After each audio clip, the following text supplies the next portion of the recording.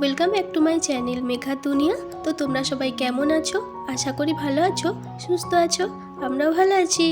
তো আজকের আমি তোমাদের সাথে শেয়ার করব আপেলের পায়েস বা আপেলের ক্ষীর। আর এই রেসিপিটা খুব সহজভাবে অল্প উপকরণে কোনো ঝামেলা ছাড়াই আমি তোমাদের সাথে শেয়ার করব। আর বিশেষ করে এটা বাচ্চাদের জন্য খুবই হেলদি, যেসব বাচ্চারা দুধ খায় না, আপেল খায় না। তো এই রকম যদি একটা ডেলিশিয়াস রেসিপি বানিয়ে বাচ্চাদের সামনে দেওয়া যায়, তাহলে কিন্তু বাচ্চারা একদম খুশি মনে খেয়ে নেবে। তো চলো স্টার্ট করি। তোমরা প্লিজ একটা লাইক দিয়ে দেখা স্টার্ট করো আর পুরো ভিডিওটা দেখতে থাকো। ফার্স্টেই আমি দেখো 1/2 লিটার দুধ নিয়েছি, আর দুধটা ছিল কিন্তু একদম ফুল ক্রিমের দুধ। তোমরা চাইলে যে কোনো টোনের দুধ নিতে পারো, আমি নিয়েছি ফুল ক্রিমের দুধ। তো আমি এদিকে নিয়েছি দেখো 3টে আপেল। তো যে যেমন যতটা বানাবে সেই অনুযায়ী আপেলটা নিয়ে নেবে। আমি এখানে 3টে আপেল নিয়েছি, আর এখন আমি আপেলটাকে খুব ভালো করে ধুয়ে খোসা ছাড়িয়ে আপেলটাকে একটা গ্রেটার দিয়ে গ্রেট করে নেব। তো দেখো গ্রেট করা হয়ে গেছে। এই যে তোমরা চাইলে কুচি কুচি করে কেটেও নিতে পারো, আমি কিন্তু আপেলটাকে গ্রেট করে নিলাম। আর এদিকে দেখো দুধটা আমি ফুটতে দিয়েছিলাম, দুধটা অলরেডি ফুটতে শুরু করে দিয়েছে। আর আমি দুধটাকে ফুটিয়ে ফুটিয়ে পুরো হাফ করে নেব। যতটা দুধ আছে তার থেকে কিন্তু আমি ফুটিয়ে ফুটিয়ে হাফ করে নেব। এই যে অনেকটাই কমে গেছে, দেখতে পাচ্ছ। দুধটা কিন্তু আমি ফুটিয়ে ফুটিয়ে আমি হাফ করে নিয়েছি। আর দুধটাকে ফুটিয়ে একটু ঘন করে নিতে হবে, তবেই খেতে ভালো লাগবে। তো ইন্ডাকশানটা আমি এখন অফ করে দেব, দিয়ে দুধটাকে আমি নামিয়ে দুধটাকে ঠান্ডা করতে দেব। এদিকে দুধটা ঠান্ডা হবে, ওদিকের প্রসেসগুলো চলো দেখাই। তো এদিকে দেখো আমি কড়াই বসিয়ে দিয়েছি, আর কড়াইটা খুব ভালো করে গরম করে নিয়েছি। নিয়ে কড়াইতে দিয়ে দিচ্ছি সামান্য ঘি। ঘিটাকে দিয়ে আমি ঘিটা একটু ভালো করে গলিয়ে নেব। এই যে ঘিটা গলে গেছে।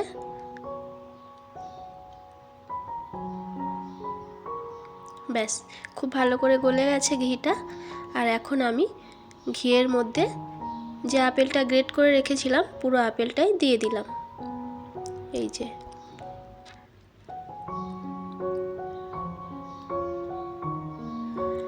আপেলটা দিয়ে দিয়েছি। আর এখন আমি আপেলটাকে কিছুক্ষণ ভেজে নেব ঘিয়ের উপরে। আপেলটা দেওয়াতে কিন্তু একটু জল ছাড়বে আপেল থেকে। আর ফ্লেমটা কিন্তু একদম লো মিডিয়ামে রেখেছি। আমি কিন্তু ঢাকা দেব না, এরকম খোলা অবস্থাতেই আপেলটা কিছুক্ষণ ভেজে নেব। যতক্ষণ না আপেলের জলটা শুকিয়ে যাচ্ছে ততক্ষণ কিন্তু আমি এইভাবে নেড়ে নেড়ে কিন্তু আপেলটা খুব ভালো করে ভেজে নেব। এই যে দেখো অনেকটা সময় কিন্তু আমি নেড়ে নেড়ে আপেলটা ভেজে নিয়েছি, আর আপেলটা কিন্তু অলমোস্ট ভাজা হয়ে গেছে। তো কিভাবে বুঝবে? এই যে কড়ার গায়েতে দেখো লেগে লেগে যাচ্ছে, এই যে কড়ার গায়েতে একটু আটকে আটকে যাচ্ছে, তার মানে কিন্তু আপেলটা খুব ভালো করে ভাজা হয়ে গেছে। এই যে ব্যাস, এই পর্যায়ে আমি দিয়ে দিচ্ছি চিনি। চিনিটা কিন্তু আপেলটা কতটা মিষ্টি আছে তার উপর ডিপেন্ড করে দিতে হবে, বা তোমরা কতটা মিষ্টি খেতে চাও সেটার উপর ডিপেন্ড করে চিনিটা দিতে হবে। আপেলটা যদি খুব মিষ্টি হয় বা তোমরা যদি খুব বেশি মিষ্টি খেতে চাও তো চিনিটা সেই অনুযায়ী দিও।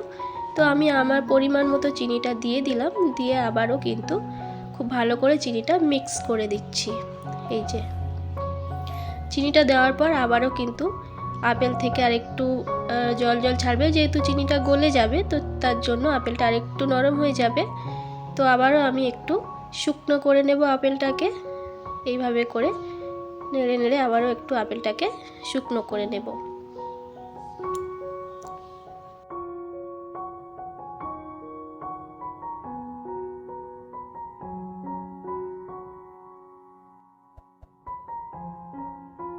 তো দেখো চিনিটা দেওয়ার পর আমি বেশ কিছুক্ষণ কিন্তু নেড়ে নিয়েছি।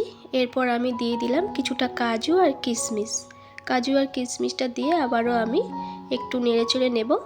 আর একটু শুকনো করব, যেহেতু দেখতে পাচ্ছ সাইড দিয়ে একটু রস রস লাগছে। তো আমার মনে হচ্ছে আর একটু শুকনো করার দরকার আছে। তো আমি আবারও একটু নেড়ে নেড়ে একটু শুকনো করে নেব। আর এই পায়েসটা করতে, আপেলের পায়েসটা করতে কিন্তু কোনো রকম ঝামেলা নেই। যারা রান্নাবান্না করতে পারে না তারাও কিন্তু খুব সহজেই করতে পারবে। বিশেষ করে এটা বাচ্চাদের জন্য খুবই হেলদি। আমি শুরুতেই বললাম যেসব বাচ্চারা দুধ আপেল খায় না, অনেক বাচ্চারাই আছে ফল খেতে চায় না, দুধ খেতে চায় না, তো এটা দেখো দুধ আপেল আর ড্রাই ফ্রুটসও দিচ্ছি, তার জন্য কিন্তু খুবই হেলদি। তো বড়রা তো পছন্দ করবেই করবে, সাথে সাথে বাচ্চারাও কিন্তু খুব মজা করে খেয়ে নেবে। তো দেখো কথা বলতে বলতে প্রায় কিন্তু আমার আপেলটা শুকনো করে নিয়েছি, এই যে দেখতে পাচ্ছ। আর আমি আপেলটাকে এখন দুধের সাথে কিন্তু মিক্স করব না, এখন আমি এইভাবেই ঠান্ডা করে নেব। যেহেতু আপেলের মধ্যে কিন্তু অ্যাসিড থাকে, তো গরম অবস্থাতেই দুধের মধ্যে দিলে দুধটা কিন্তু ফেটে যেতে পারে, তার জন্য আমি দুধের সাথে কিন্তু আপেলটা এখন মিক্স করব না। আমি দুধটা আগেই বলেছি আমি দুধটা ঠান্ডা করে নেব, দুধটা আমি ঠান্ডা করতে দিয়েছি, আর এখন আমি আপেলটাকে ঠান্ডা করে নেব। ঠান্ডা হয়ে যাওয়ার পরে তারপরে কিন্তু আমি মিক্স করব।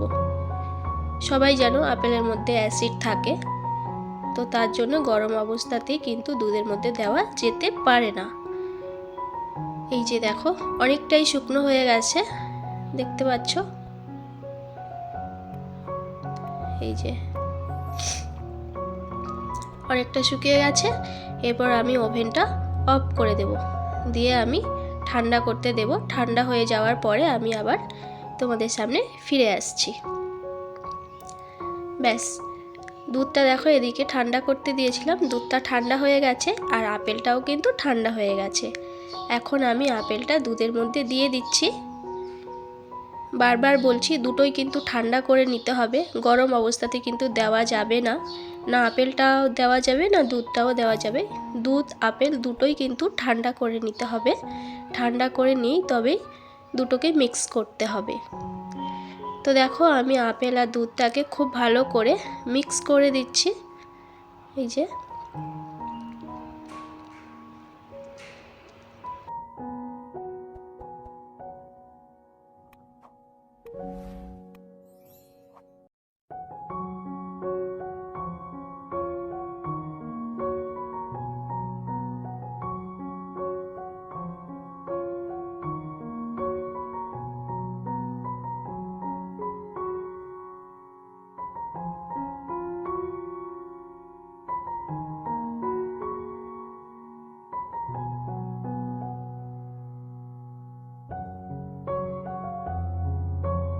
ব্যাস মিক্স করা হয়ে গেছে, আপেল আর দুধটা আমি খুব ভালো করে মিক্স করে নিয়েছি।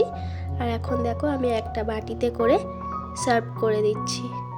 দেখতে কত সুন্দর হয়েছে দেখো, খেতেও কিন্তু দারুণ দারুণ টেস্টি হয়। বন্ধুরা তোমরা যারা এখনও পর্যন্ত খাওনি বা কোনো দিন খাওনি আপেলের পায়েস করে, এইভাবে করে আমার রেসিপিটা ফলো করে তোমরা একবার বানিয়ে খেয়ে দেখো, বারবার খেতে ইচ্ছা করবে, জাস্ট অসাধারণ হয়। তো প্লিজ তোমরা অবশ্যই কমেন্ট করে জানাবে আমার আপেলের পায়েস বা ক্ষীরের রেসিপিটা তোমাদের কেমন লাগলো। ভালো লাগলে একটা লাইক করে দিও, নতুন বন্ধু হলে আমার চ্যানেলটি সাবস্ক্রাইব করে পাশে থাকা বেল আইকনটি ক্লিক করে নোটিফিকেশানটা অল করে দিও, যাতে আমার পরের ভিডিও সব থেকে আগে তোমার কাছে পৌঁছে যায়। নতুন বন্ধু পুরনো বন্ধু সবাইকে অনেক অনেক ভালোবাসা। সবাই ভালো থেকো, সুস্থ থেকো, সাবধানে থেকো, আর একবার হলেও আপেলের পায়েস কিন্তু বানিয়ে খেও। তো নেক্সট ভিডিওতে খুব তাড়াতাড়ি দেখা হবে, এখনকার মতো টাটা।